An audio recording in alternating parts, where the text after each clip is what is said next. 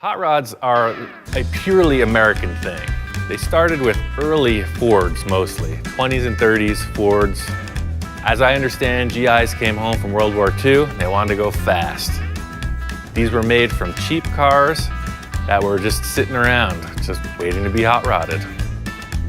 The primary reason these cars were modified was to go fast. The looks just kind of followed the function. Chop top, for instance, was to streamline the car. These cars had big, tall, square roofs, so the chop top came about from hot rodding. The big draw to these cars is that they're just a blast to drive. They're lightweight, big horsepower. It's just a pretty gnarly experience. These cars are really desirable. They're making fiberglass reproductions, all steel reproductions, so to find an original surviving all-metal body, that's the best starting point. Ian and I have been friends for a while. We've worked on several projects together. He gets excited coming over here to see all the projects that I have. I like things a little more simple, and Ian's way more creative.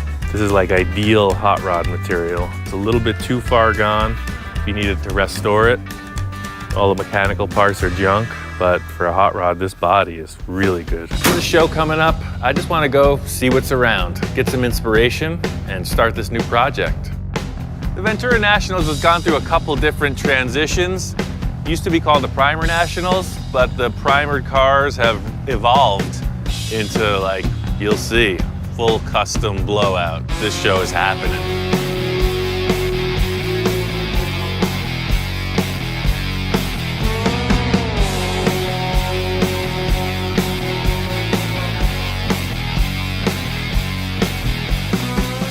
Looking at other 31 Fords, this is like straight cool traditional custom. This is a lot like Don's in that it's a highboy. It's on the stock frame. It's running a Chevy V8 motor. It's just, you know, this is a really clean car. It's the way you would see it done in the 50s or 60s. And it's just a bitchin' look. The way they got the paint set up, it looks kind of old and patinaed, but this is a real hot rod. Good stuff. It's the same year, it's a 31 Ford, it's unchopped, it's a highboy, it's up on top of the frame. This one I consider even more traditional. It has the wishbones, but they haven't been split, so it sits taller. It's got a flathead V8 motor in it.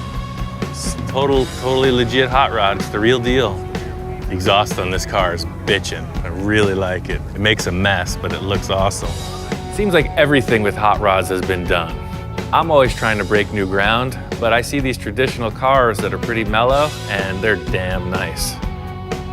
Kind of on the fence. I know where I want to go, but sometimes you just got to hold back.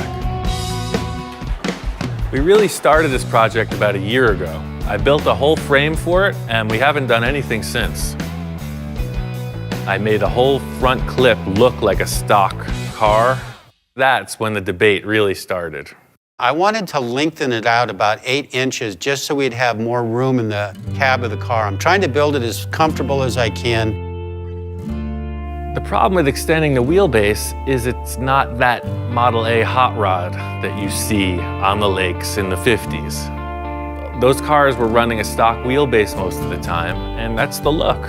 But I was going for more of the practical look, had to make it comfortable. Don really wanted room in the footwell, so we ended up making the chassis 6 inches longer. For the rear part of the frame, I used 2x3, 1/8 wall, and I used the Model A frame as a template where I put this little jog in it. I just set that up and took the 2x6, just made a join and then plated them with a 1/4 inch plate on the outsides all the way around. We don't have a proper hot rod front axle, so I'm looking for something that looks like it. Don's got a 59 Ford truck in the back, and I think I can modify that to work. Since we need a front axle for the 31, I did this on another car, like a T-bucket I built. I used a truck axle. So it's cool because these straight axles, they have hydraulic brakes. They got the old school wide 5 bolt pattern. The cool thing about this axle is Don's already got it. It's here, it's got a great brake setup. A lot of guys would convert their cars to truck brakes. And really, that's the main benefit. I'm just using the whole axle, but it's all about stopping. It's a no-brainer. I'm just gonna cut off the leaf spring mounts and create a new mount for the hot rod style spring. All right, so that's the deal. The main thing I'm gonna have to do before I start, see these pads where the old leaf springs used to mount? I'm gonna cut straight through and then weld a bracket on to hold the new radius rods.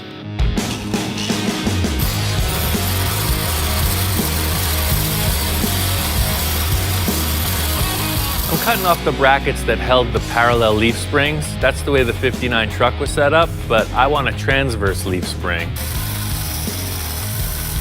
I'm making new mounts to hold this new style spring. It's pretty straight ahead, it's just gotta be really strong. I'm making a setup so that it holds the radius rods and the spring, so it's really just a bunch of 1/4-inch plate. It's basically just a big steel gusset structure that locates the axle. That's all. That's what I do, man. Just using what's available.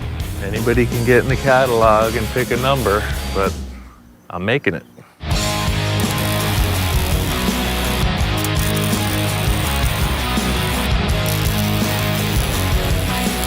This axle's done. I painted it black. It's a very simple thing. Just a bunch of bolts at this point, and it's ready to roll. Don ordered the radius rods from the catalog. I don't have a problem with ordering from the catalog. I'm trying to make his job a little bit easier. Don had the rear end he wants to use, so I put on some brackets, hooked up the 4-link kit. Now we got a rolling chassis.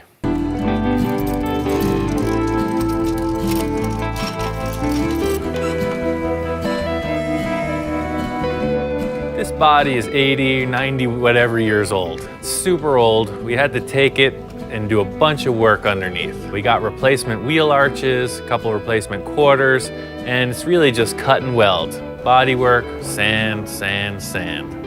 We finally get the thing pretty dialed in. It's time to see how it looks as a roller.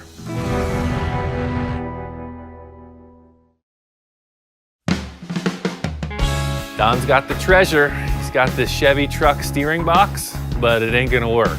The stock truck steering box is just one long rod. It's a straight shot from the steering wheel to the box. The Model A is way smaller, so we gotta bend it a bit. Took the steering shaft, cut it a few times, put in 2 universal joints and a couple mounts. There you have it. It's a bent steering rod and it works perfect. The whole deal is getting the steering wheel in a comfortable position to drive. The steering box is pretty far off from where it would have been in the stock location. Car's lower, so we had to modify the steering shaft. Getting the steering column together was pretty important. You can research or think about anything as much as you want, but the proof is in the test, and it works great. Once I saw the body on the chassis, all I could think was chop top, but Don's hesitant. This car is an all original, it's an all steel car. I would like to keep it looking as much like an original car as I can. That's why I'm really dragging my feet on chopping the top on this one. In the end, Don's looking for a comfortable driving car, so no chop top. I'm just trying to help Don build his car.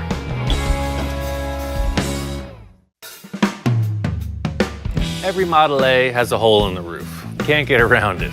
One of the cool factors is it really gives you an opportunity to kind of make your mark. I've been looking around all over, trying to figure out what's gonna be cool. Don's got a bunch of van roofs, he's got car hoods, car trunks, all kinds of stuff. Looking around, I come up on this Mustang hood, and it's pretty thrashed. This is a '69 Mustang hood. The car got wrecked.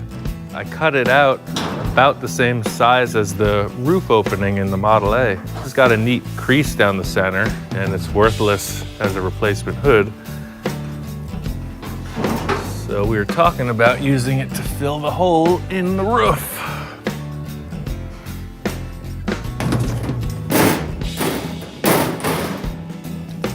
The contour fits, and it's got this cool little detail in the roof. The selling point to me was the ridge in the hood. The ridge in the hood immediately made me think of a 50s trick where they would put these little air vents in the roof of the car. So that's really what I was hoping to do. I mean, I already had this thing built in my head.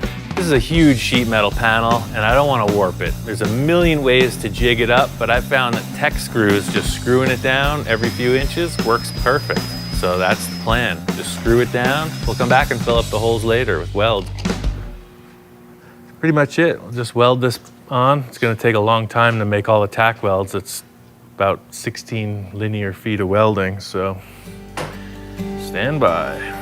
It's all screwed together and there's no warps or kinks, so it's going to be a slow welding process, round and round for hours. It takes so long to spot weld a big panel like this. I mean, your thoughts can go anywhere, but mostly for me, it's like the sound of a long, empty hallway with a slight breeze coming through it. It's just nothing.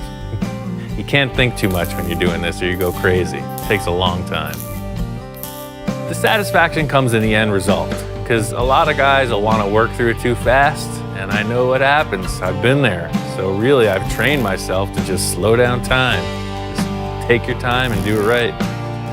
It's not that hard to weld this on correctly. The whole deal is not heating it up. And if you do heat it up, you got to know how to recover from it. And that's really where the hammer welding comes in. Each time the weld cools down, it shrinks a bit. So nothing's perfect. Some spot welds will be hotter than others. So if you find that it's starting to oil can on you, it gets out of shape, you got to hammer it back before you do the next weld. It's really just keeping the metal under control. It's just a slow process. You got to do it right. Once the welding's all done, you just grind it out. It's the same deal that you don't want to heat it up, because you can warp it when you're grinding it. So you got to know where you're going. Just take your time and get it right. When I'm grinding it, I'm just making sure I don't heat it up. I try to keep the edge of the disc on the weld. Never hit the sheet metal. It's really just, you gotta pay attention. Last part of the equation is the Bondo. Mix it up, fill it, go on to primer. The whole purpose of the Bondo is to level the surface. So you mix it up, spread it, cut it back real fast. Get as much of the material off as possible, because you want the paint to be as close to the metal as possible. The whole idea with Bondo is using as little as possible, so I like to work fast. I found that I can use this big old saw blade, and it's like 10 grit sandpaper. So if you use it right, it goes really quick. You just sling off the high spots real fast, just go to 36 grit after that. Don's car is bitchin' and all, but it's really not the creative entity that I am looking for. It's like, this is like work, you know? I'm at work here. I'm trying to make a really bitchin' car, but I gotta get back to my shop. There's something I've been looking to finish, and I gotta get to it.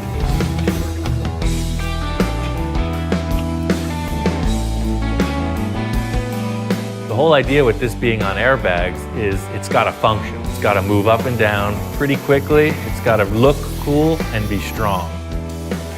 Everything seems to be working, but you never know what could go wrong. I mean, this is a raw chassis. Everything seems to be operating, but I'll never know until I get the thing assembled, so we'll see. Spent a bunch of time getting some stuff done on my car, and that's cool, but really I love to finish projects. Don's car is so close, it's good to get back here. I'm really looking forward to driving the thing. It's great to have Ian back. While he was gone, I was finishing up on running the brake lines, the fuel lines, some of the electrical that's going into the car. And now that he's here, now we can get down to business on getting that thing closer to being fired up. Mechanically, Don's got down on all the hoses, wires, brake lines, emergency brake cable. Everything mechanical is complete. Bolting in the drive shaft and modifying the rear forelink are the last two things, and mechanically, it's there. Cool factor times 10. We got some Coker tires, installed some radial white walls, 165s in the front, 235s in the back. It's got the classic big and little hot rod look. The diameter of the rear tires looks great. The frame has got the proportions I like. You got to see it with the body on. That's what makes it all together. That's what makes it count.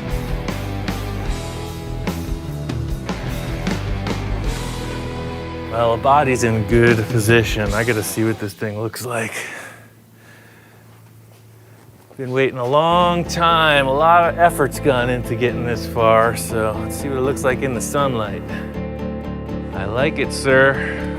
I like it too. It's so nice to finally see this car going someplace. It's been sitting for 40 some odd years. Now to see it getting so close, I'm so excited about getting that car running and getting it down the road. It is absolutely bitchin'. I couldn't ask for a better car. You've seen this car kind of mocked up 100 times already, but with the tires and the paint, this thing is ready. It's looking good. The last bit of fabrication is the exhaust dumps. Don's got a bitchin' set of headers and they need mufflers. We're bolting on the headers and I'm gonna fabricate the rest of the exhaust. Don got these old school glass packs and he wants to run them underneath the doors along the frame like that.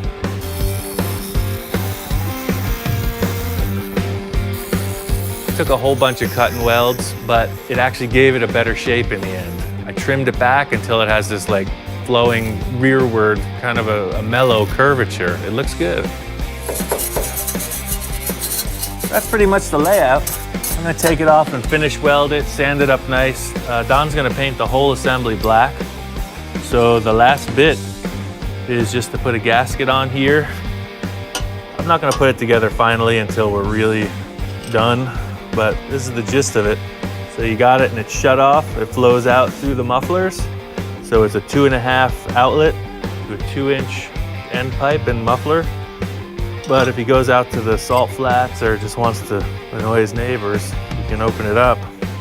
It'd be like a marching band coming down the street. Without mufflers, this car will be pretty rowdy. You know, everybody would know who's coming through town. Don's looking to be a little more discreet. He's a little more mature than I am. We're ready to install this. An aftermarket air cleaner that looks just fantastic. Usually wiring a car for me is kind of tedious, but I'm going to try out this wiring harness kit. It looks like it's all there. It's painless, so they say. And all the wires are labeled. Pretty slick. Cool factor number 2, we got a wiring kit from Painless. It's a big hassle to come up and build your own wiring harness from a bare fuse block. So we got this kit and it has everything. The crazy thing about wiring harnesses is there's always a million wires. And this one is color coded. Each wire is labeled. It's like a tiny little silk screen machine. I don't know how they do it. Every wire tells you what it goes to. So although it looks like a crazy bundle, they're all telling you what to do with them. It's really a time saver, and it's pro, you know it works. They got a great reputation. We're there. All we gotta do is button up a few things, start it, and run it. Oh, look at that. Boy, somebody will see me for miles away. Perfect. Another wonderful job by FM Ian. The final step of the whole freaking build. We're there. Don's gonna set up some tool to raise the oil pressure. The motor's been sitting for years, so Don needs to bring up the oil pressure and then rotate the engine a few times and get everything lubricated. I'm pretty stoked. Don turned the key and the thing popped right off. It fired right away.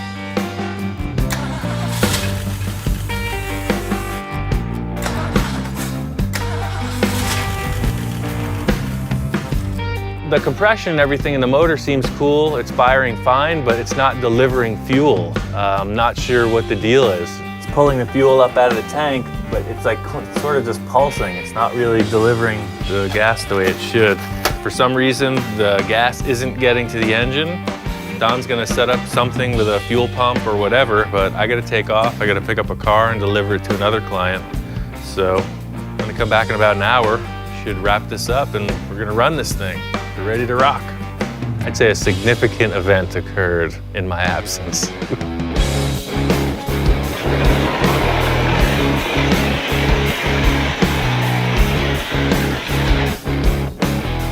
This fire could have got out of control. Apparently there was too much fuel pressure and the whole engine seems to have caught on fire. Let's get outside.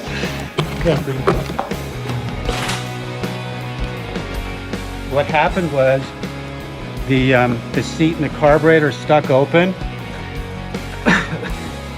So it was pushing all the fuel out of the carburetor, and I think there was a spark when I went to pull off the wire, and I think that's what ignited it.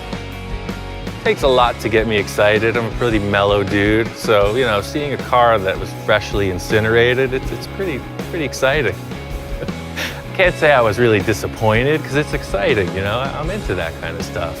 It's a bummer, the car's filthy now, but pretty cool. Not everybody catches their brand new car on fire. It's not going to run tonight.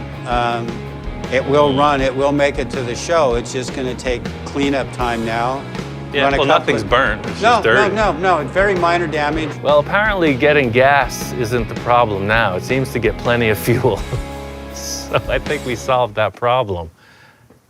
I guess all we got to do is wash it up and run it.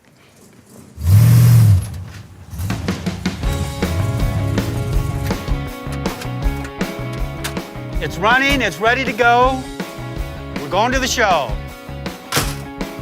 Well, I had to clean up the mess after the fire, and that was a little challenging, but we got all the powder off of the car. Have not fixed one burnt wire yet, but that'll get fixed later on, and adjusted the timing on it, and it's good to go. I'm really happy with the way this whole build went because the car is easy to get in and out of. It's a nice car to drive. It handles well, it corners well, it stops well, and the wife can get in and out of it well. I'm just so tickled. I mean, I couldn't have asked for anything more, or a person of Ian's caliber to help me with my own personal project. Working with Ian, he has taught me that you can make things absolutely bitchin' with the simplest tools, the simple material, that you can take something and make the most awesome stuff with it. That I have learned from him. I really appreciate that.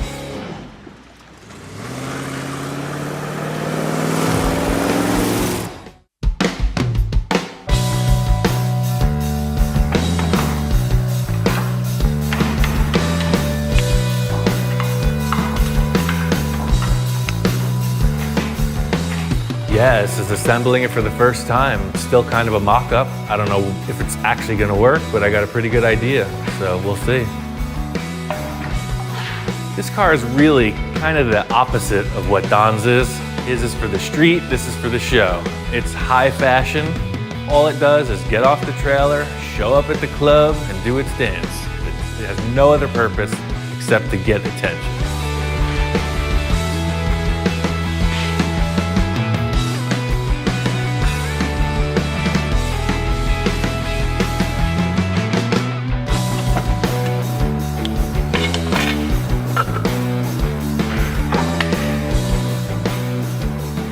The hardest part about this is that this is a finished, pristine show car. It's not like a mock-up. So I'm really trying to be careful. I want to assemble it, polish it, and show it.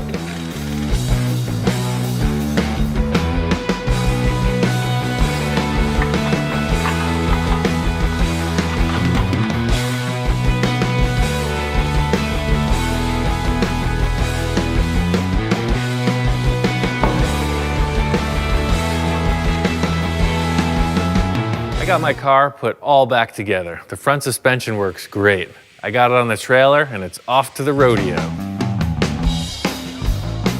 Really excited, fire's out, car runs, and we're here. Very happy. I've had a lot of good reaction. The family just loves it. They can't wait to go for rides in it.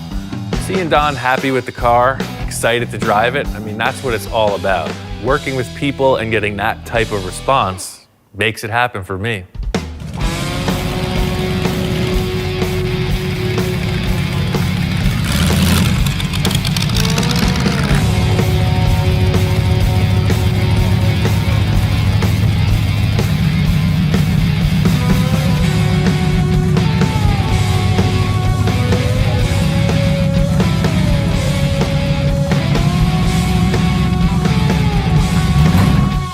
How you doing, man?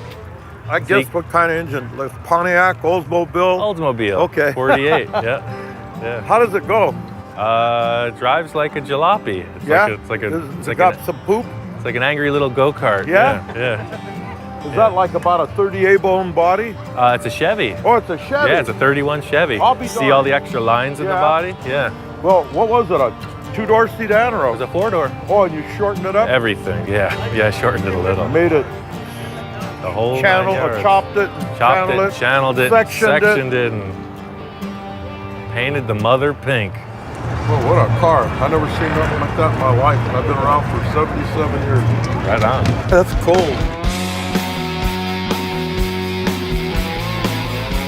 To finally finish this monumental task and have people stoked on it is really rewarding. You know, I built the car for me, but the people like it.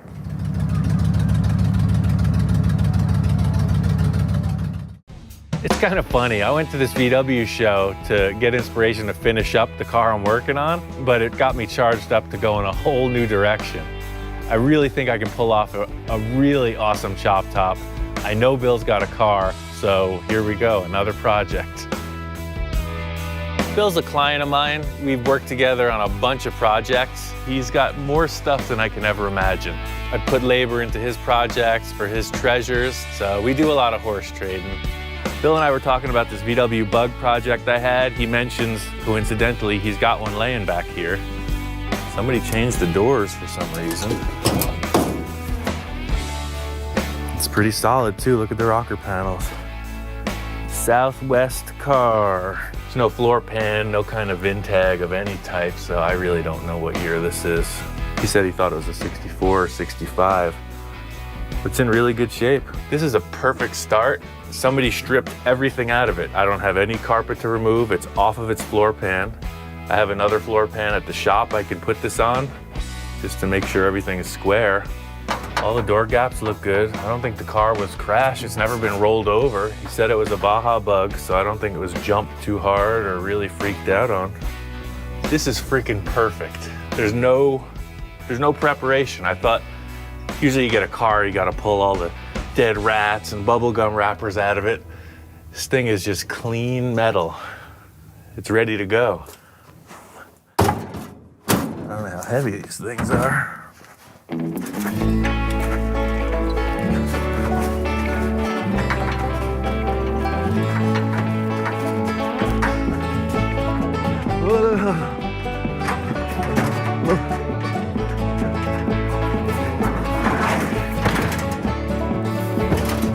There she is. Hi-ya!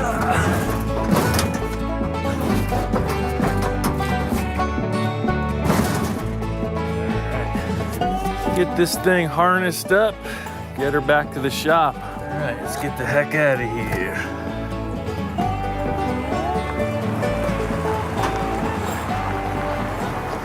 It really helps me out to see a car on a chassis with rolling gear. That's the whole reason I pulled this stock VW pan in, just to get a look, a starting point.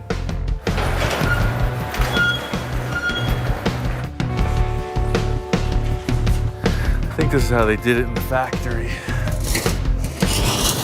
Back in Germany, I think this is how they assembled them. My whole thing is I'm working with existing parts, so I need all the stuff that fit around the body to make it convincing. I don't want to sketch it, I want a three-dimensional view of it.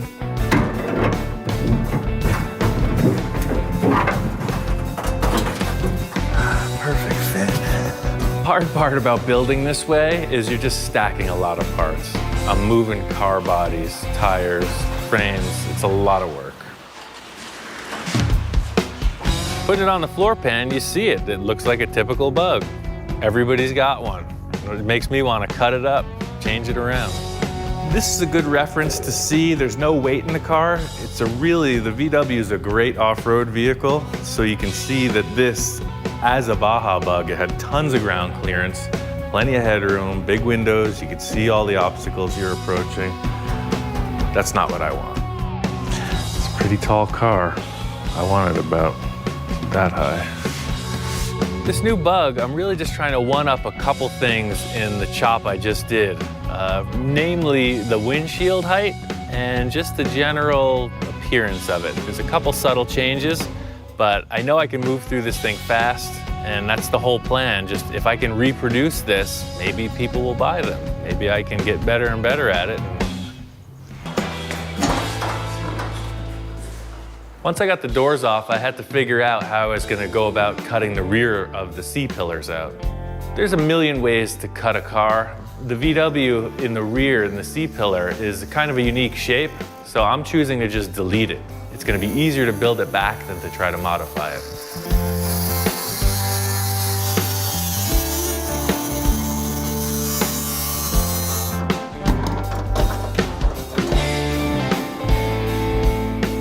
I needed to cut out the whole rear package tray. The reason is the body's narrower, so it's just fast for me to get it out of the way and build a new one.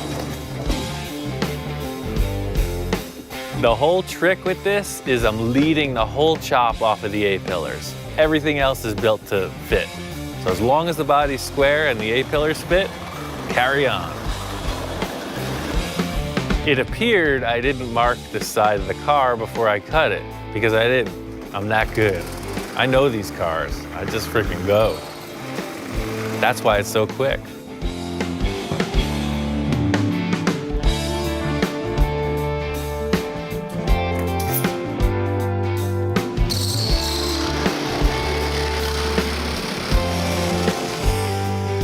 There's two ways to chop a top. You can either widen the roof to fit the body, or you can narrow the body to fit the roof. And I found that narrowing the body is a lot easier. You gotta be a little reckless if you want to get the best stuff.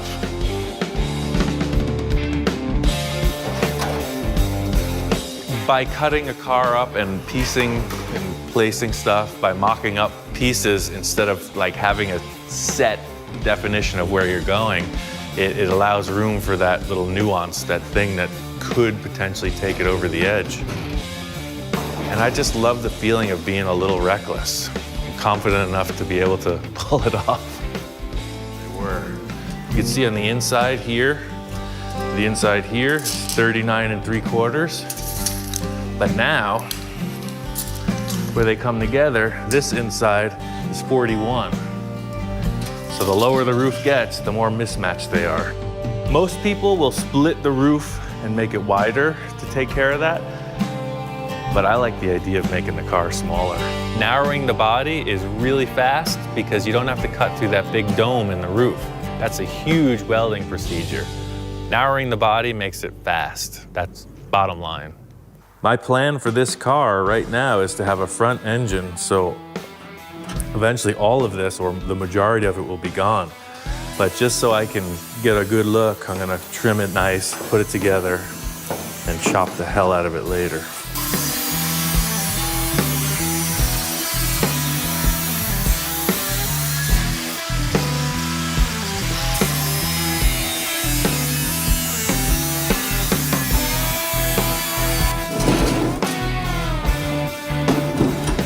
Taking a lot of time just to step back and look at it. It's all about the visual impact that it has.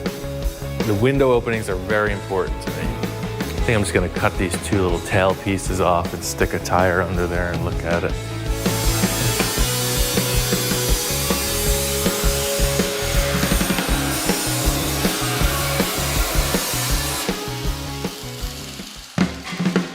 I have a lot of experience with moving Volkswagen bodies.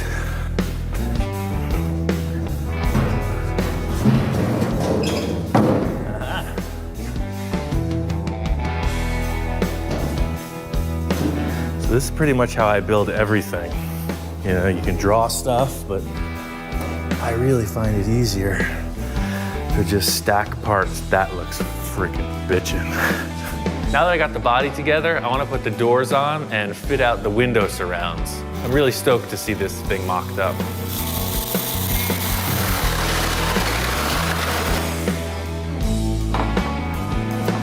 Put some doors on, see if that doesn't change the look.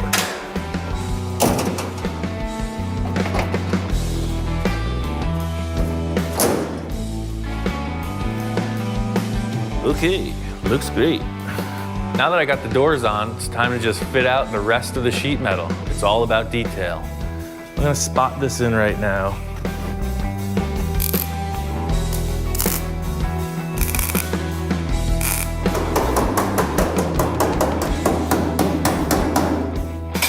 I just trimmed off 4 inches from this upright to match the roof, and it's pretty close.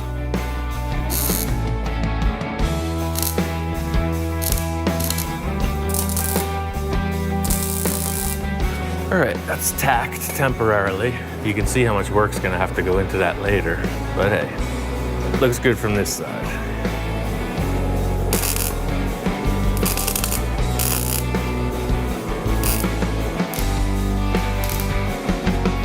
I'll weld all around the seams, then there'll be 2 little spot welds that hold the old sheet metal. I'll dent it in a little bit, slick it with Bondini, call her done.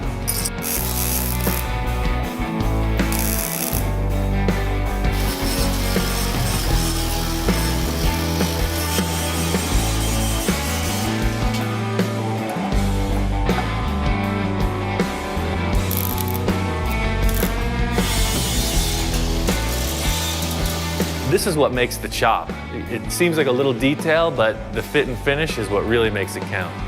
Got the door top on, it's a ton of time, it's very close. All the outside is done. It looks great. I'm very happy with it.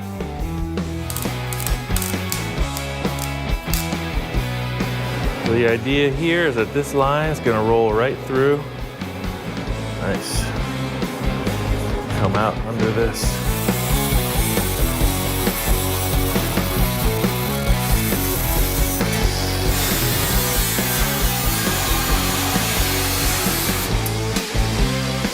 Now the car looks like a chop top. That is perfect. So I got this Baja Bug hood from my good friend Don. He's got tons of stuff laying around. He had this fiberglass hood.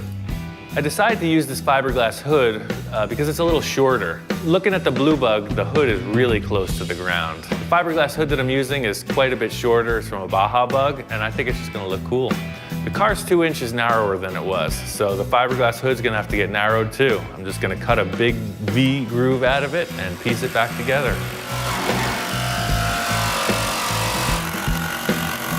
The pie cut, close her up, give her a clamp. So all you fiberglass savvy guys, you can sit back, enjoy a cold beverage, and watch the clown go to work. While I was waiting for the fiberglass to dry, I just finished up the driver's side rear window and the B-pillar.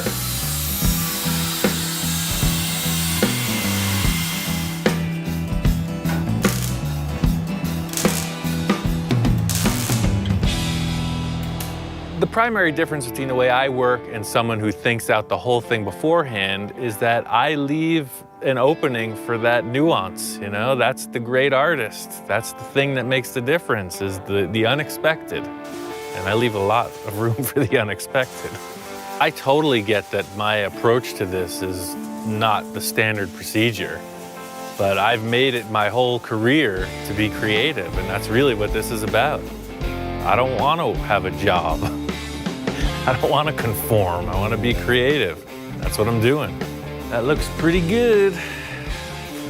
Still gonna get a bunch more Bondo, hammer, dolly work, etc. But this is the metal fab. This is all the grinding and welding for the chop. The only way to explain if a chop looks good or not is to just look at it. It's really an individual take on it, you know? It depends what you're trying to do with the statement of the car. So I guess the worst case scenario is the windows are ill-fitting. You know, the lines look kinked, they're not smooth, and that's really what I'm trying to work past, just make it look factory. What you're witnessing here is the transformation of a VW Beetle into an awesome freaking hot rod. Now that it's laid out on the floor, this car is bitchin'. I think it's a keeper. I'm gonna use air shocks on this car to suspend it. Being that it's such a lightweight vehicle, I can get away with it. Most of the times you'll see a leaf spring with this setup, but I think air shocks are gonna be fine. So the air shocks just bolt in like this, kind of at a diagonal angle. But I'm not gonna hook them up to test this out because it's just gonna restrict the movement. But you can see how they just fit in.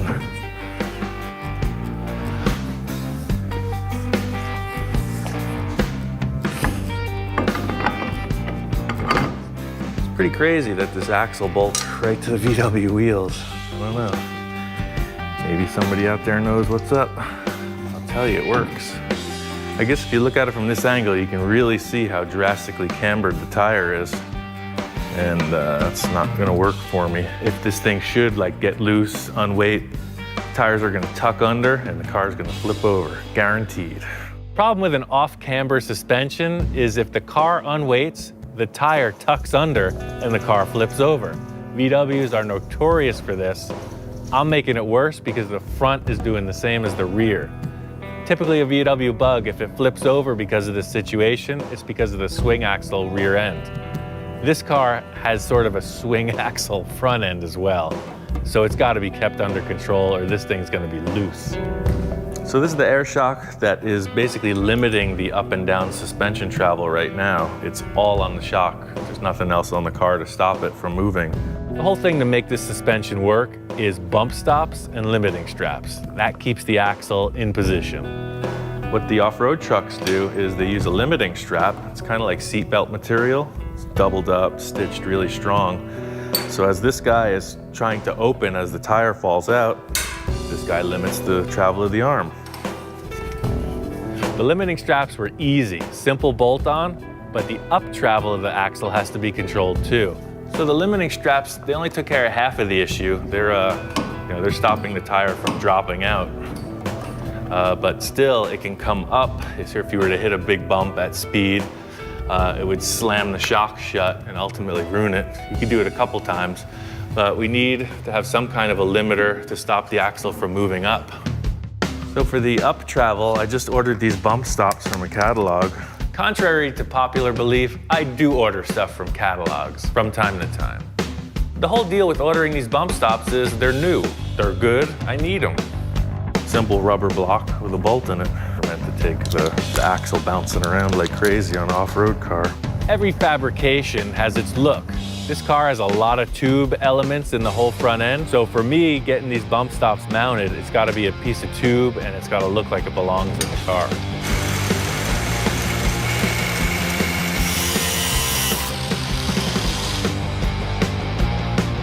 When you're fitting something into an existing structure, there's always some kind of loose ends to button up. This piece has to be really strong. The entire weight of the front of the car is transferred through one bump stop when it hits something. I ended up making all these gusset shapes to just be strong and also look good. I didn't want a bunch of loose fitting pieces. So really, I just wanted to make the thing look right and be strong.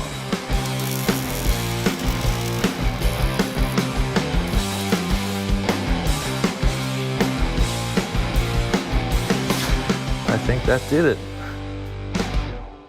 All mechanical parts wear, things change. I made all this stuff adjustable, so as the car ages, you can adjust everything so it keeps the tires in the right position. Yeah, so that's cool because they could be put into here at that height or locked all the way up, so it'll give you an adjustable bump stop. Pretty slick.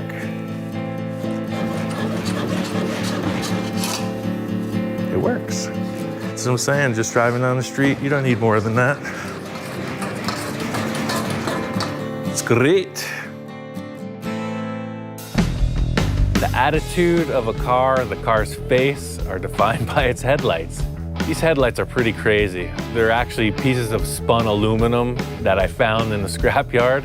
So I really made this whole unit. I had some glass lenses and I made everything else. They're seal beam bulbs that I glued in behind these antique lenses. So they're 12-volt high-low beams. They look like vintage car parts, but they're handmade. Really badass. The other cool feature is the way they mount on the car. So it's a round tube. So they're adjustable up and down. You can move them in and out because you'll see when you steer, it's very close. Like so. And when the hood shuts, these strange little shapes clear the hood. When you look at it, it looks like a face. So I wanted them to be in the right position, wanted them to be the right size, and I really just tailored the whole mounting bracket so that it was clean and invisible. When you look at it, it looks like there's just two bug eyes looking at you. I made suicide doors on the car. You can buy a kit. I didn't want to do that. I was really just doing this for me. So to show off, I made some really cool suicide door hinges. So all this is developing too. I made my own hinge setup. This is the same stock as the headlights are made of, just I think 3/4, 7/8 solid round. Had a couple gate hinges, heavy duty with grease fittings. I made a bracket, welded up inside the V-pillar here. I went suicide doors because I built a really radical VW once and I didn't do suicide doors. The first question out, why didn't you do suicide doors? So I figured, now nobody's got anything to say. What didn't I do? I haven't even driven this car. The measure of a car is how it drives, right? So I've really only started the engine up. I gotta take this thing out and spin it around and see how it behaves.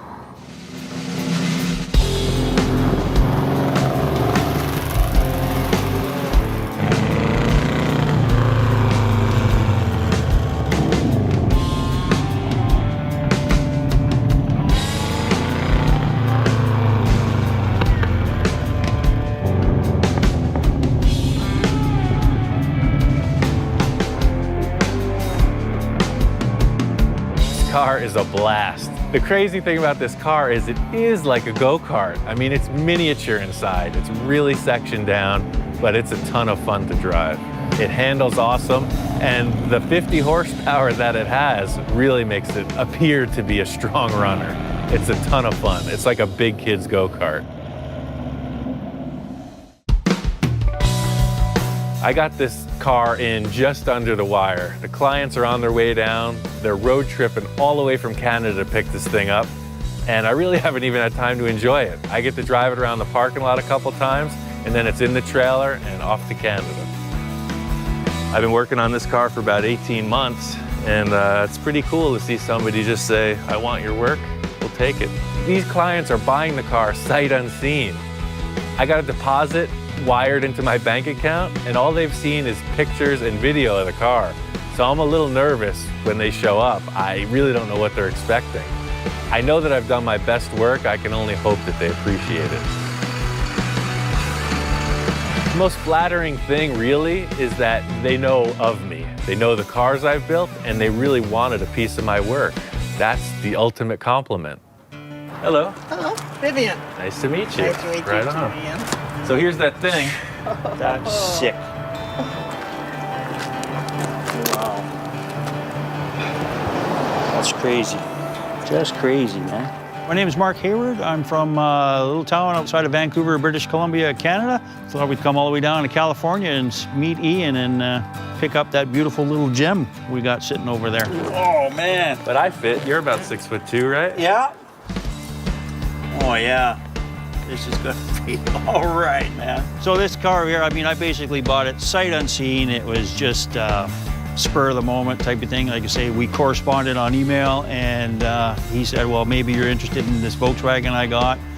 And he sent me a picture, and it was pretty much a done deal. I mean, how could you not? Just taking one look at that thing. It's phenomenal. Very excited about having the car in our collection. And now we can take it back up to where we live, and I know it's going to be a showstopper wherever we take it. And that's something that we enjoy. We enjoy going to the car shows and having a one-of-a-kind car. But the cool thing is when you're at the car show and you want to show off, you won't show everybody where the secret switch is, but you might, there's a secret switch under there, and then you just pop the doors like that to get in and out. Oh yeah, this is gonna just, blow some people away. I'm a little bummed I didn't get to enjoy the car, but the customers, they seem like they love it. They're really stoked on the paint color and the overall attitude of the car. It's a win-win situation for me because I've already got my mind set on the new car I'm building, and they're happy with what they got. Oh yeah, I got something for you. I brought you something. Okay, I heard that there was a little treasure in the trailer. I got a little treasure in the trailer, all the way down from the frozen north. Whoa, what the heck is that thing? That's a 51 Henry J. Holy moly. Yeah. I don't think I've ever seen one. It's pretty crazy. Mark brought down this Henry J. It's a bitchin' car. It looks like they're doing like a pro street thing. This car was sitting around Mark's garage for years. He's in no real rush to finish it, but he wants me to build it. That is a great compliment. That's crazy, and it has no trunk. What kind of car doesn't have a trunk? We have lots of projects, both Viv and I, and I'll never get to them all, so it's like, okay, let's give one to Ian and see what he comes up with. And if it's anything like that Volkswagen over there, we're gonna get a pretty nice hot rod out of this. Seeing his work, you know, through the video, seeing the car now in person, yeah, I mean, I trust him 100%. I think it's just his creativity, and it gets down to his hands, and that's what he can fabricate and do. So, yeah, I have full faith in him to turn that project we just left him here into something. He's just a guy that can take nothing and build it into something. That is phenomenal in my book. Pulling this car up next to a stock Bug really shows you the difference. My friend Todd had a stock VW, same year, and you put them side by side, you see what's going on. Same exact car, you know. Only difference is Ian's touch. only difference is everything. Mark and Vivian came down to pick up the blue Bug. Mark is claiming that it's his. Vivian's now talking about she wants a Bug. She wants a pink Bug to rival Mark's. I told her that I was chopping a new one, and she's all about it. So it looks like I might be building her a car now. This thing has snowballed into something ridiculous. They're picking up a car from me, they brought a car down from Canada, and now Vivian's talking about wanting a pink Bug to rival Mark's. All I know is I got a lot of cars to build. My friend Mark, he's a great client. I've done a bunch of projects with him. The last project Mark brought down was a Henry J.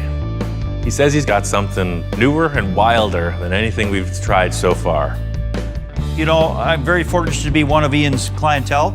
I like Ian just to let his creativity take over the project, because however radical it becomes, the better it is. Love your weather down here, man. This is gorgeous. Came down from Canada, and he's into the wild stuff. Definitely not into the restoration aspect of things, and that's right up my alley. I can show you this before we actually show you the project to be.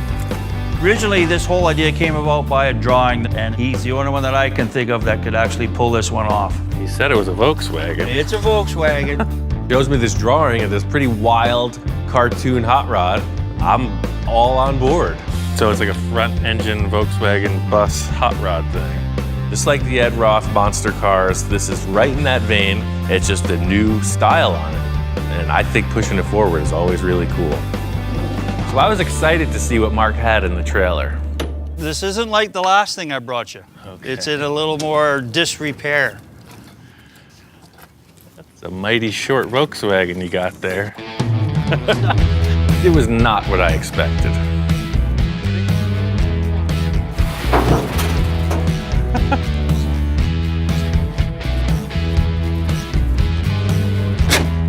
Here come the clowns. Must have been a rare factory option. Mark pulls out this shortened VW bus and just a ton of other random parts from the trailer. The drivetrain on this thing is, it's out of a 1965 AMC Rambler. You know, very unique, you know, you don't find them anywhere. A fine piece of machinery. This engine looks pretty rough, but Mark says it's a runner. I don't mind seeing a crusty old engine. It's all about what's happening inside. I know we can clean and paint it. Somebody stepped the chassis down pretty good. This came off a 34 Plymouth rat rod that I had bought.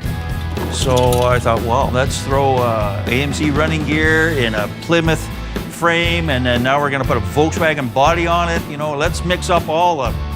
I like having clients that are all on board. You know, they think I can accomplish anything. Unfortunately for me, the anything gets wilder and wilder. The big challenge is to make it look like the drawing. The stuff Mark's pulled out of the truck looks nothing like what we're going for.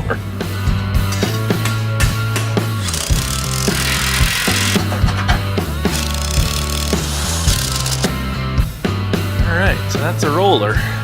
I was really looking forward to just doing the creative, aesthetic portion of this build. After the situation with the chassis revealed itself, it's like I gotta start from scratch. I'm gonna cut this chassis up, man. It's the only way around it.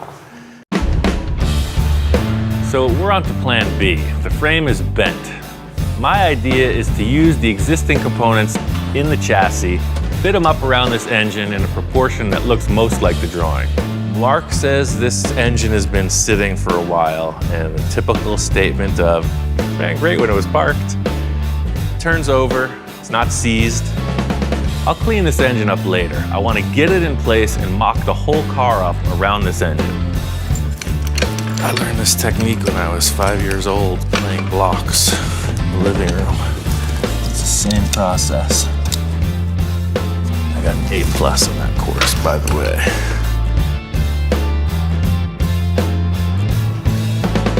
I cut up this van for a project I just finished. We only used the chassis and the mechanical components. I cut the whole rig in half. While I was doing that, I was thinking ahead to this, and I saved all the sheet metal parts that we're gonna use for this one. So I'm just down to pieces of sheet metal, which is a great starting point. I don't know how much of it I'm gonna use, and that's why I gotta mock it up.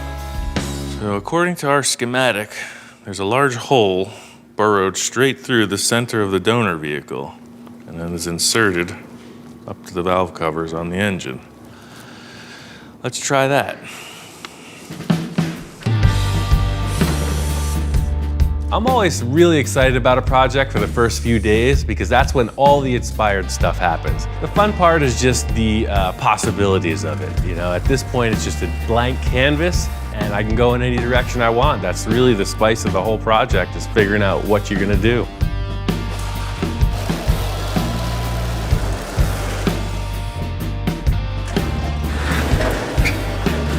This drawing is done by an artist named Johnny Jalopy. He does a lot of really far out car illustrations that exaggerate reality. So my challenge is to take these proportions and the flavor of his drawing and transfer it into three-dimensional steel. The whole thing in starting off is just getting the parts physically on the floor, see what their dimensions are. I have a feeling this project is going to be all about proportion, and there's nothing resembling typical car proportions that I could see so far. See, already we're off. See, this is showing a short wheelbase, the tire intersecting the corner of that door.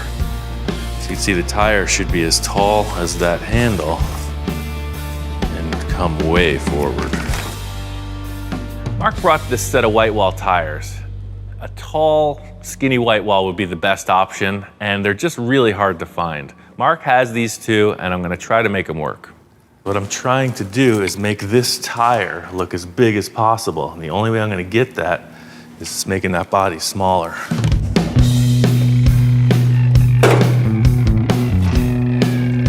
Well, it's apparent this whole thing just got way more involved than I first considered. By looking at the drawing, I can tell that the nose doesn't look anything like it. The doors are way out of proportion. The A-pillars are wrong. The roof is wrong. So really all I'm seeing using as a starting point is like a bare skeleton. I'm gonna cut it long ways, short ways, sideways, up ways, and down ways.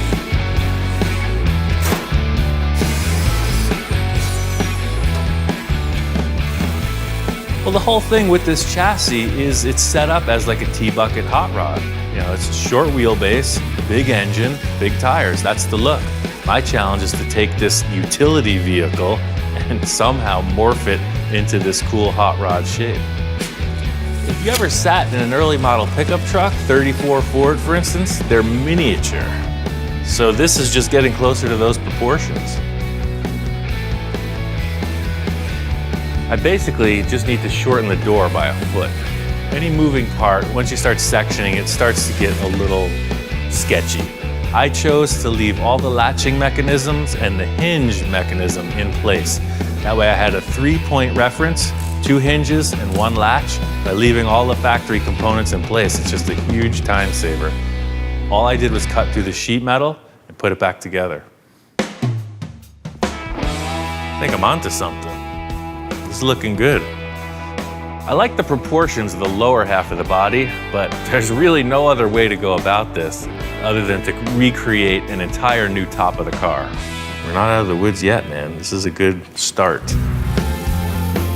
I'm gonna put this good quarter panel on and see how it looks. It's all about moving forward.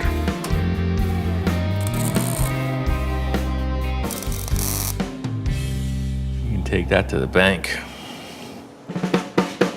I'm looking at that and I'm looking at that and I'm very happy with it. His picture shows the bed being a little bit bigger, but I think this nails it.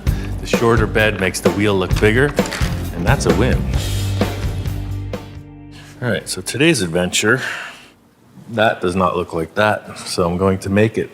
How's that sound? The drawing shows an earlier split window.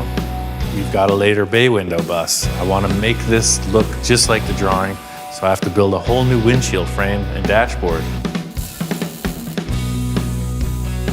I just took 2 pieces of sheet metal, put them in the brake, and created this flange that the window glass will attach to via a rubber gasket.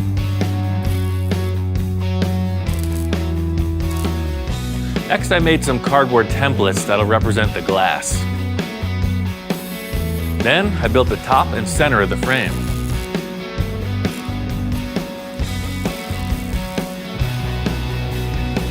The roof on the drawing is a super unique shape, and I'm trying to figure out how to make that happen. When I was at the VW car show, I was looking at a bug roof from the back, and it just gave me an idea. I have one of these domes, and it's just way more pronounced than the bus roof.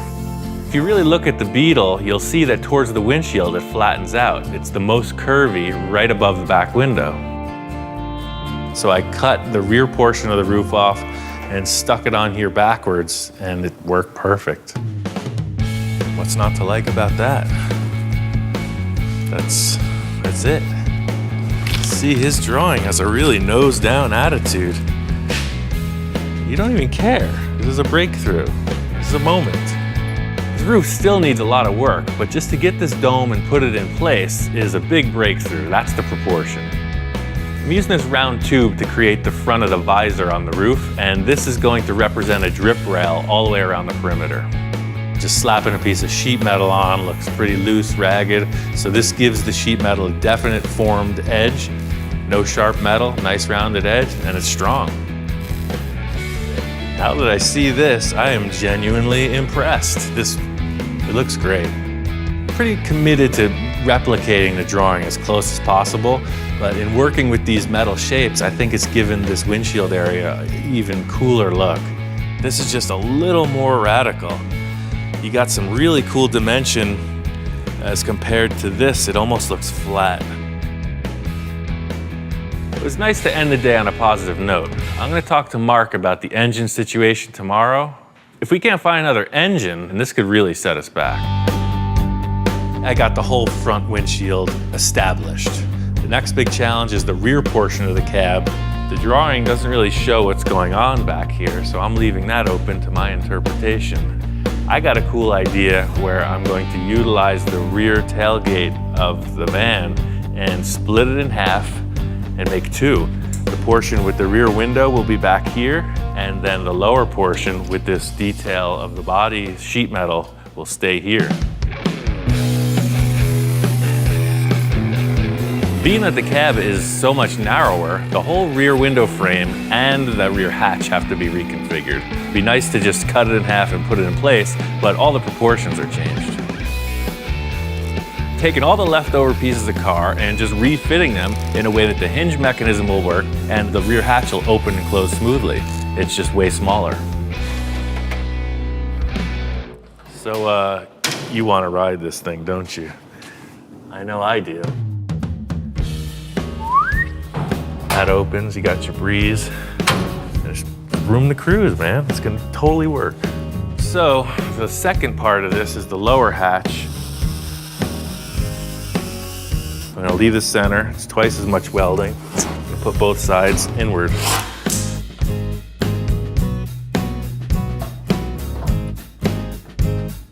This is gonna be a tough one to let go. This is coming out cool. Look at it, it's a miniature Volkswagen. Critical element in every build is the envisioning tool. You know, I don't know who else uses one of these, but I've got a number of them. To get this roof right, I'm gonna have to just focus. So you see, anything could happen with this roof line. So if that's coming up like that, I got my 2 marks. Yeah, see, that's kind of baseball hat style right there. The whole purpose with this technique is to just see how the roof line is gonna flow out. With the original structure in place, it was gonna look like a big hunchback. What I'm trying to do is just take this curve and make it flow gracefully right into the visor over the windshield. The whole thing about this roof and my enjoyment of it, I guess you could say, is just that I'm trying to figure it out as I go along. No preconceptions, just letting the metal tell me where to go. Thought I was gonna use this piece of the old van roof, but it was it's a lot less of a radius than I had anticipated. See, they put this little ridge and then the roof really just flattened out. I need to carry that up all the way to here. I was gonna make one. So the rear portion of the roof is gonna be scratch built. I'm gonna use the slip roller, set it up with a curve, just kind of hand form it into shape and weld it on. Hey look, it's gonna work. So to tie together the whole rear of the roof, it was the same story as the front, just a piece of round tube, just made 2 corners and then a center section. Each time I join the tube, I'm putting a little sleeve inside. Just helps you line everything up, tack it in place, and just move around the perimeter of the roof. This roof's got to be symmetrical, so I'm just starting with the center portion to get that arch going over the top. The left and right quarters are going to have to be made independently. It's a really complex shape on each side, and keeping them symmetrical is the goal. This is like a giant puzzle, you know, and you don't realize what the puzzle looks like until the pieces are mostly into place, and you still got some loose holes to fill in. Sometimes my dyslexia comes into play pretty well.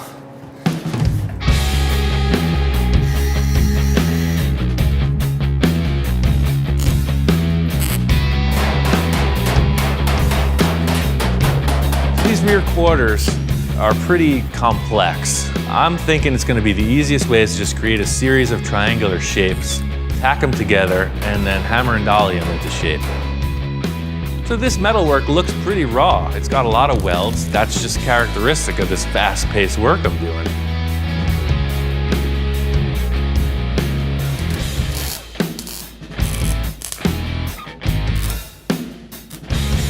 Yeah, actually from this view, that's the drawing. It's totally got the feel of it. The thing that did it was the raking of that drip rail. No car does that. So only a drawing does that. You can see he's showing a really high crown over the whole thing. I thought I was losing it in the rear area, and it did come down a bit, but it's still pretty hyper-exaggerated. Getting the roof figured out was a big hurdle, a big success, but I really want to get this engine figured out. I'm gonna get on another Skype call with Mark and figure this out. Ian, how you doing, buddy? Hey man, how's it going? Oh, good, man. I'm out of here in a day. So, Oh, cool. And I'm stoked because I got some news for you. Yeah, I have an engine. right on. I'm out of here tomorrow, so my plan is to get home, get this thing loaded, and I'm driving it down to you, and we're gonna put it in this buggy together. That's great. The sooner I can get it down to you, the sooner I can bring this thing home. I'd like to bring the van home with me, because otherwise I'm just coming back with an empty trailer. But I'm there to help you, buddy, so whatever it's gonna take, but I'd really like to bring this thing home. Okay. I don't know how you feel about that. What's your time frame? Well, I'm out of here tomorrow. So it's 2 days to get home, another 2 days to get there, so within a week, buddy. Okay. What do you think? How long you staying? 6 months? Oh, is it gonna take that long to put the engine in? Or what? I don't know. I'm still. I could stay a week. Okay. You can do it? I know you can. Oh, I could do anything. Yeah, sure. I thought I was making good progress on this, but Mark tells me he's going to be here in a week, and he wants to take it home with him. I got a lot to do to wrap this thing up, and only a little time to do it. Even though the fabrication is not 100% finished, I needed to get this filler on here, compare it to the drawing, and just see where they're at. Just getting this thing skinned out so that it has its final appearance is a huge hurdle. have to get finished with the last few elements of fabrication, firstly being the dashboard. I slept with this under my pillow last night, and I thought that I saw something in the dashboard. The drawing isn't very revealing on what the interior of the thing looks like, but I see this little bulge in the line of the dashboard, so I just want to incorporate that element. I'm all about just making things go quickly. So instead of forming something to be the dashboard, I had a pile of stuff, and I think I could find what I need in there. I just need to get away from this bodywork for a while, so instead of standing here in the same spot, I'm gonna move over 10 feet and dig a hole under the table. Something like that. This is a piece of a semi-truck exhaust. I'm thinking the dashboard's gonna be a semicircle, so any tubular shape. It could be a muffler, it could be an exhaust pipe, who knows? I got tons of round metal shapes, and if I can find one I can cut apart, I just put it back together. I think this tube will be perfect for the dashboard. As long as it's long enough, I can split it in half. The idea is cut this thing in half, then I have twice the linear footage, mock it up in the body and see where I need to splice it.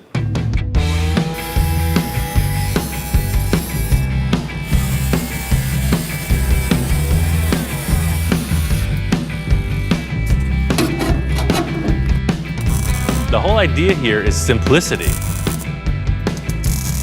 It's just going to be a rounded shape for the dashboard, and then an element in the center that represents that curve in the drawing. This looks kind of cool, but I think it just looked better with a larger diameter. Just make a pretty good dog bowl, huh? Single serving. Muzzle. Come on, muzzle. Want some water? Thirsty? Come on. Went to fill the dog's water bowl and I had an epiphany. Wait a second. I was all set to mock up one of those other shapes on the dashboard, and it just occurred to me that I was filling up the perfect thing to go on the dashboard. I think we're just gonna trade out somebody's water bowl. Here you go, drink up. Look at that. Now that is a shape. Stainless steel. You need this? I didn't think so. Right away I can tell this dog is attached. He's had his face in this bowl since he was born. So there's a level of attachment and I'm gonna have to break it. This is being repurposed. It's just part of what we do here. I know, it's your favorite accessory, but look at that. You have that look of detachment in your eyes. It's time to grow up. It's time for a next chapter in his development. I can put some kind of a gauge right here on this face. This is gonna be painted and finished like the rest of the car. I'm just looking for the right shape.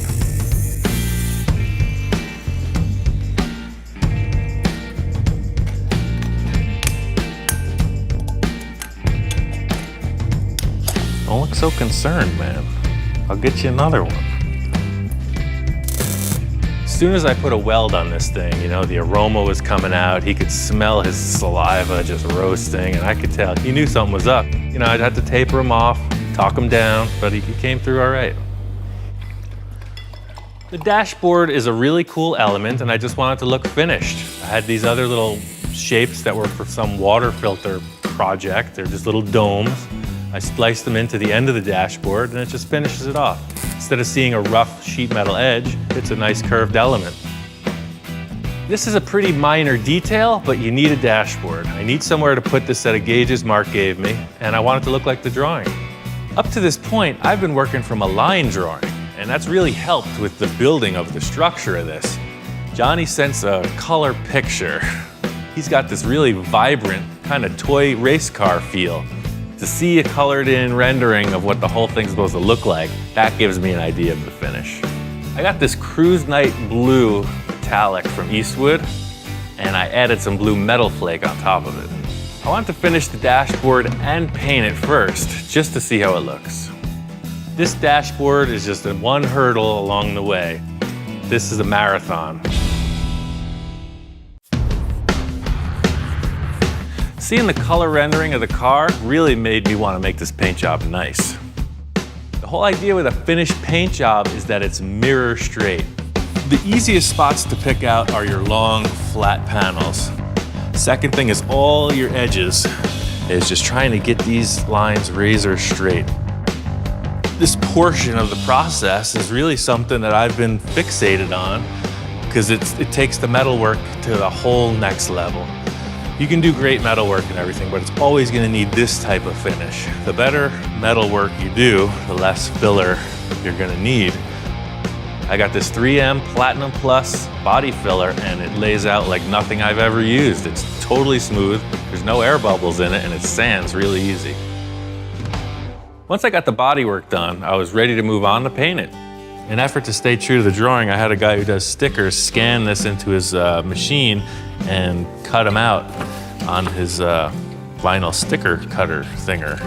The whole thing with this project is proportion. If I just stuck a generic number 5 on the side, it wouldn't look like the drawing. So just like the rest of it, I'm gonna try to tailor this graphic on the door so that it fits the proportion of the vehicle, and I think that's just gonna nail it. I'm gonna use this template and make a stencil to paint the graphic on the car. It's basically a 3-color design, so I need to mask it off for that. I've been talking back and forth with Johnny all throughout the progress of this. When he sent me the color drawing of this thing, I could tell he's really pumped. I could never imagine anybody taking a drawing of mine and building it in real life. Of course, it's a dream.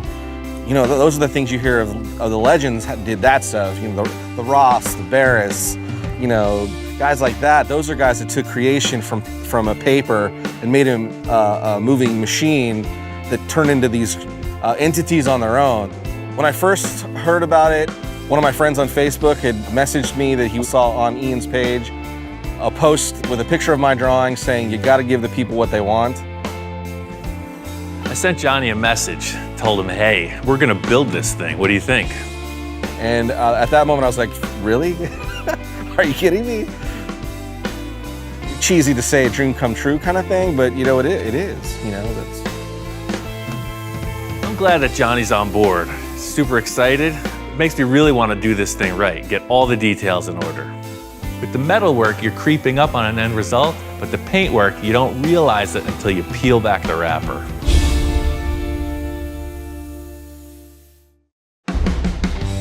The whole thing with paint work is it's all setup time. Just like with the block sanding, this graphic takes a ton of time to lay out with the tape work. You don't realize the reward until you peel back the tape, so it's all prep in any paint job. That looks great. The 5 is definitely bigger than the original one, and it looks like the drawing. I'm stoked. Getting this tape peeled back, I could see that all the work I did with the razor blade and fastening the tape to the door came out with a really good result. Yeah, look at that. Looks like a giant cartoon. Seeing this thing come from just a pile of parts to where it's progressed to now makes me just want to keep on pushing, make this thing into a full custom show car. I kind of put a little pressure on Ian when I was over there. I said, okay, I understand about the engine problem. I'm gonna take responsibility for that. I'm gonna get you a new one, and I'm gonna personally drive down there and bring it to you. Is that record time or what? Oh, I tell you, man, how you doing? This guy surprises me. Flies in to Canada, he gets in the truck and drives down to Los Angeles. It's pretty ambitious. I guess you're in a rush. Oh, man, it was get her done and get her down here for you. Nice. I'm pretty excited to show them what we got and to see the body in real life. Now, you ready for some bling? I got a little bling for you. Ah, that'll work. Figure that'll work?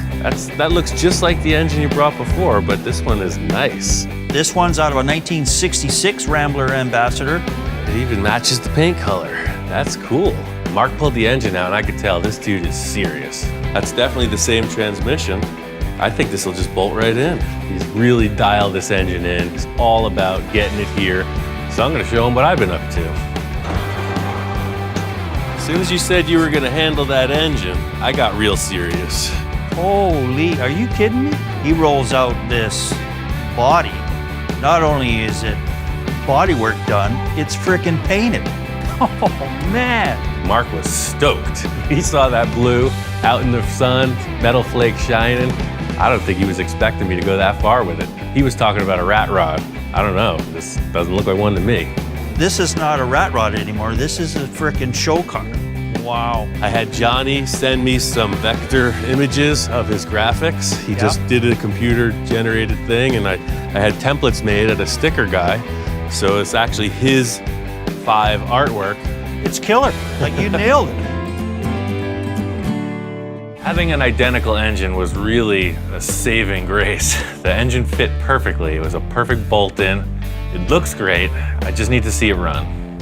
Just to get this thing to fire, you know, we hot wired it. Set up a fuel pump, put a couple wires to the starter and the coil, and I just want to fire it off, see what's gonna go on. Prepare for Operation Vacuum Suck. Okay. What do we got? Where's the plus? That's the minus, that's the minus. We're off to an awesome start. We got nothing. Guess what happened? Nothing. Strike 2. Here we go, Mark's off to a record start. Well, the pump worked great when you took it off, right? Yeah. Yeah, your track record, man, is like... Hey, gotta have a little bit of drama. Uh-huh, did I hook up the wires wrong? Nope, sure didn't. That's not part of what I do. Come on. Uh-huh. He started off with a bunk engine, now he's got a fuel pump that doesn't seem to be operating. My heart just sank. You know, okay, the fuel pump's not working. Ian's looking at me like, really?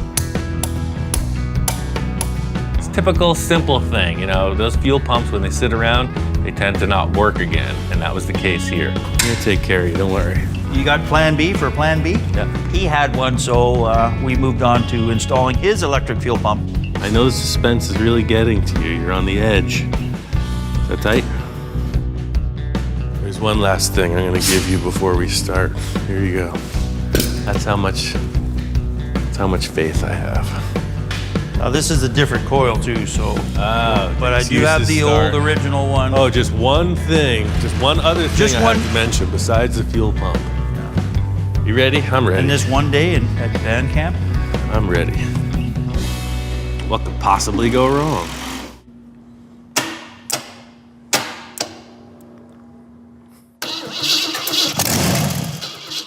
Aha!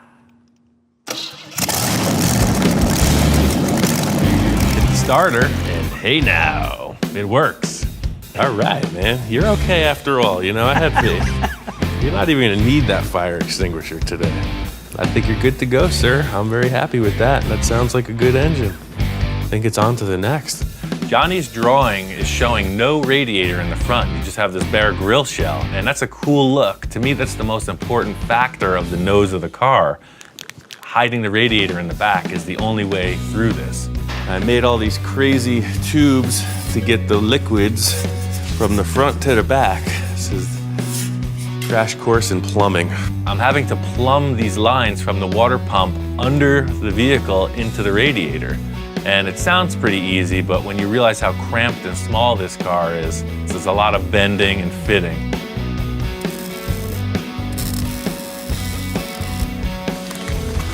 Mark's handling all the stuff I don't want to deal with. That can't be spoken any easier, simpler than that. The nice thing about Mark being here is he's going to handle all of these mechanical elements I don't have to deal with. I seem to get every dirty job that Ian doesn't like to do, wiring, and which I don't mind. I'm here to help. I'll do whatever he wants me to do. I'm very busy. He's got time to kill. Even though for me this isn't the most thrilling part of the project, I want to make sure all the mechanics are dialed in before we put the body on. It's an issue of scratching the paint that I don't want to do. I'd say that this thing is ready to put the body on. How do you feel about that, Mark? I'm in. Let's do it. I'm anxious to get the body on there and stand back and just look at this thing for a minute or two before Ian cracks the whip and we're back at it again. Wait till you see this get-up, Mark. Your prized vehicle is about to be lifted in the most cockamamie, backwoods manner you've ever seen. The way that I work is a little bit different than you'll see in other shops. Open that door, we're going through. So I got this big stick, a couple welding gloves, and a forklift, and we're gonna put his show car together with it. I'm kind of scratching my head going, really? Is this how we're gonna do it? I mean, it seems a little unorthodox and unsafe and not stable. Mark was a little alarmed with my technique. You know, he's a certified helicopter engineer guy, right? And I don't think they're putting any airframes together in this manner. I got the forklift, I'm on the controls, Mark's balancing the body. The fate of his show car is literally in his hands.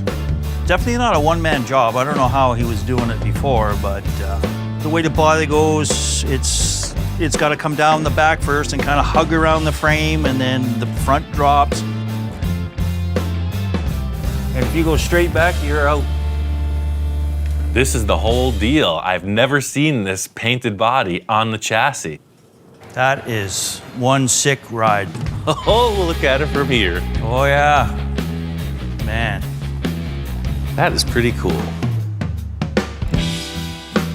The goal today is to get these installed, have all the cosmetic parts ready for final assembly, and I gotta paint the headers. Once you see this in place, it just adds that factor that was missing. When you see the white coming out of the fender well, it's giving you the same feeling as the number 5 logo, the white on the roof. It just brings that color down low in the body.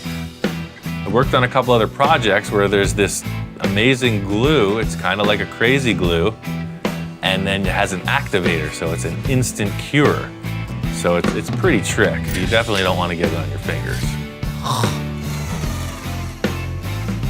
So this will just get held in with 3 screws. There'll be one on the bottom here, and then these 2 tabs get welded to the frame. So it's just on little legs. Stands off 3 inches from the chassis.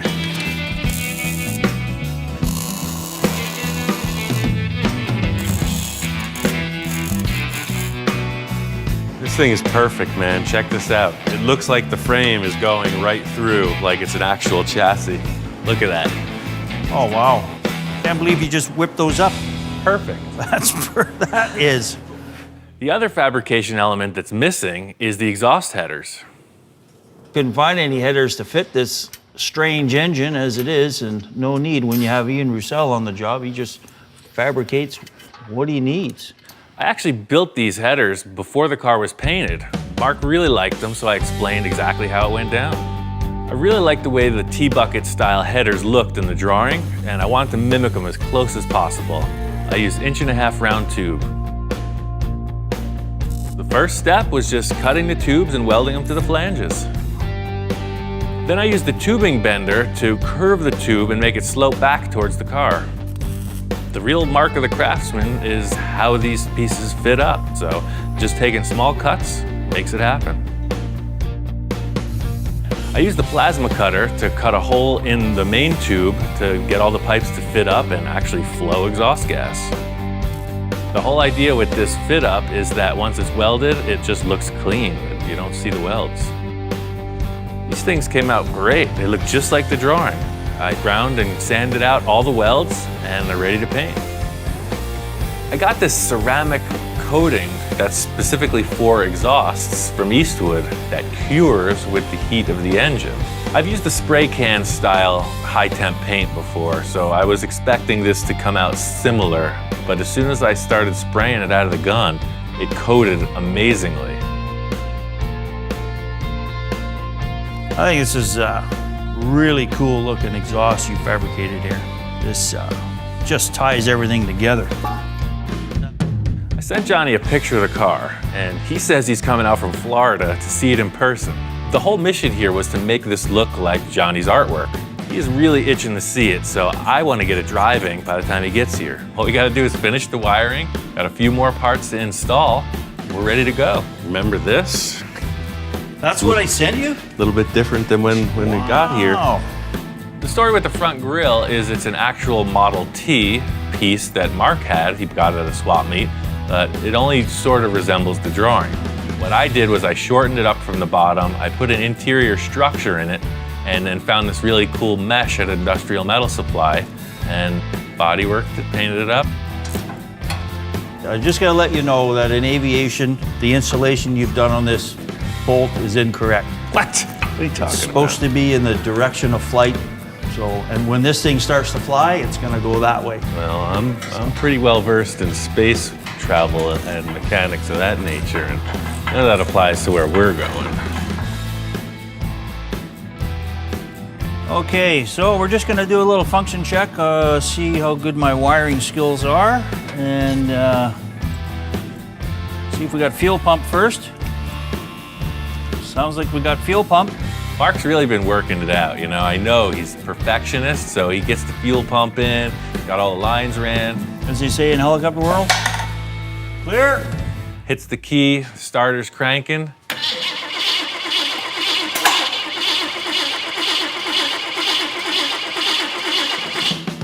I expected this thing to fire right up, just like it did when we first put it in the frame, but we're not getting anything.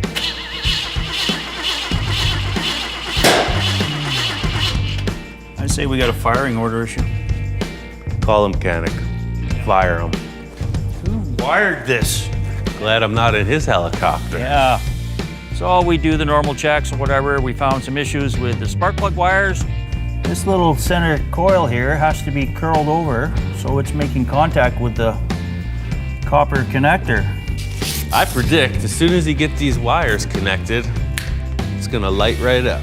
I just know it. If this don't work, I'm going home.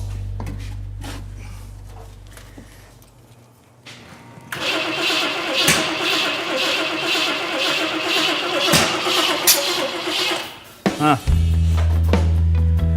Same issue. You know, you're heading to the goal line and all of a sudden, bam, you're stopped, you know, and it's frustrating. Oh, wait, whoa, whoa.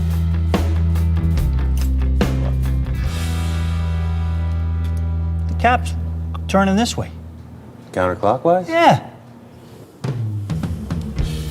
Strike one, plug wires. Strike two, distributor rotation. What's going on? Umpire's getting feisty, man. He's almost calling the third strike and you're out. Am I? Good. I've always worked on Chevys all my life. So what did I do? I just put it on the way I've done it for 30 some odd years.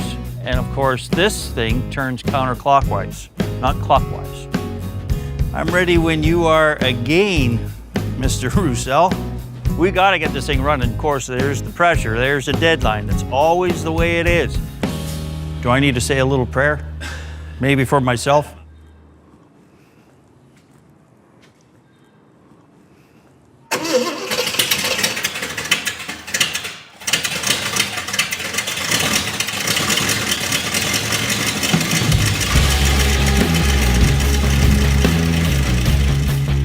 It totally works. Awesome. We just squeaked it right through, you know, hit the key, the thing fired up. Okay, good. Who shows up? Johnny Jalopy. The word is Johnny's on his way. I think we're ready to show Johnny Jalopy.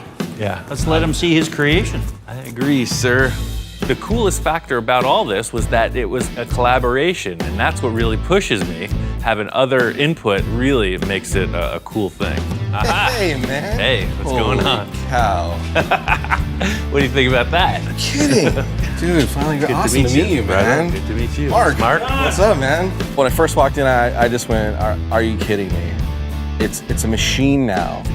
It's like spot on to see something was in my brain in front of me, you know, that I can touch and feel and smell and hear. Undescribable feeling of just amazement. Yeah. That dash came out so good. Yeah, it's my dog's water bowl.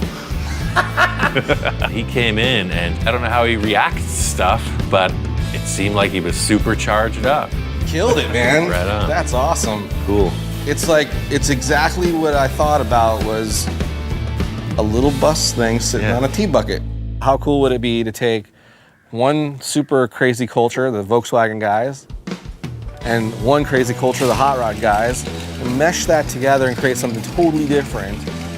And a lot of people looking at my drawing always thought, nah, you can't do that. That's ridiculous. Well, he just did it. I love the fact that your drawing was a VW bus, so I bought the headlights, Mark got the taillights. I cannot wait to see this on the road and people going, what is that? Yeah, this is kind of where we're at, man. We're still in final assembly. I gotta detail out the headlights, Dude, I put the love rest it. of the windows and the interior in. The whole thing here is to get this truck in the trailer and show it. So it was really cool to have Johnny here to work on the thing, because then he's like hands-on, you know, he gets to respect how much effort it took to pull this off. But to be here and be able to touch it and work on it a little bit has been really cool. Trying to get the last of these windows in. Took me a while to figure out how the driver's door window mechanism was gonna happen, but I nailed that. So Johnny's doing the simple fixed window in the back, and I'm getting the last windshield panel put in.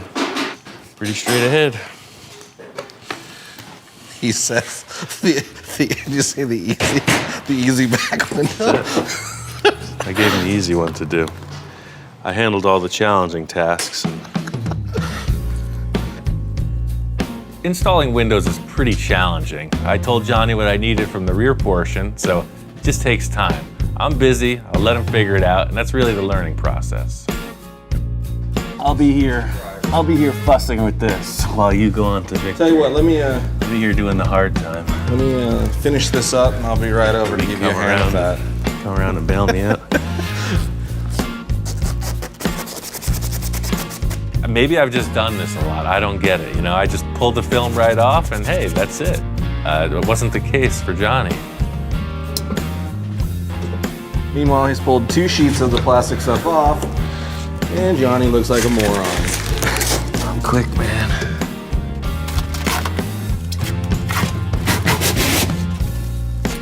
Seriously?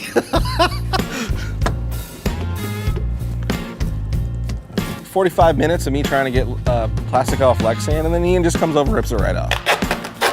All right. What are you gonna do? Woo! Almost.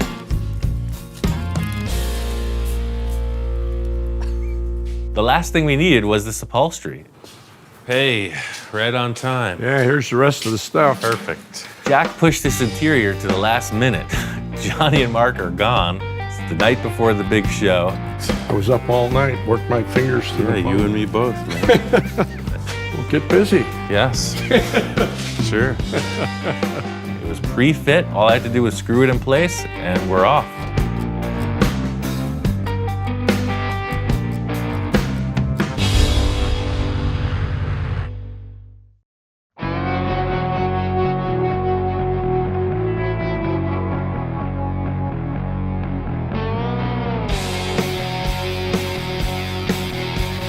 This thing's wrapped. This is a toy come to life. Mark is out of his mind. Johnny is totally charged up about this. It's the coolest thing I ever seen. I'm stoked for Pomona. I can't wait for that first reaction from people when they see it.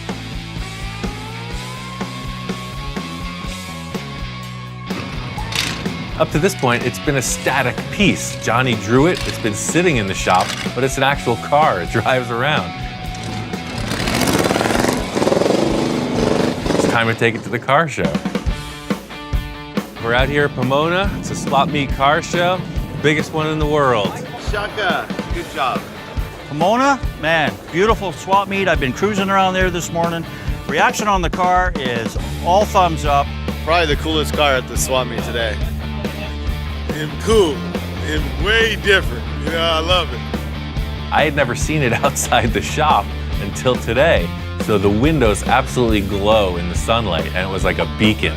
People were hypnotized, they were drawn to it, and everybody was digging it. Well, I would think that's probably one of the most unique hot rods I've seen out here in the 30 years I've come out here. There's lots of different things out here, but that one's truly unique. It's the cartoon driving experience that, you know, if you own this, you'll have that, you'll achieve that. It's wonderful, man. Do you know what Spaßhaber is? Guys who had fun with cars. This journey has been awesome. It's definitely going down in the records as one of the best weeks I've ever spent down here. The reaction, and it's a dream come true, and I'm almost speechless. I'm soaking it in. I can't wait to do more. Victor shows up with the Boonie Bug I built. It has the chassis of the original VW bus. It's just so cool to see that original thrashed out VW bus rehabilitated into 2 new projects. But that was the body that was on this car. So this is, you're looking at one car here. After seeing everything that Ian can achieve, if you can dream it, he could build it. He's a master. He's one of the main reasons why I'm an aspiring fabricator myself. He's major talent.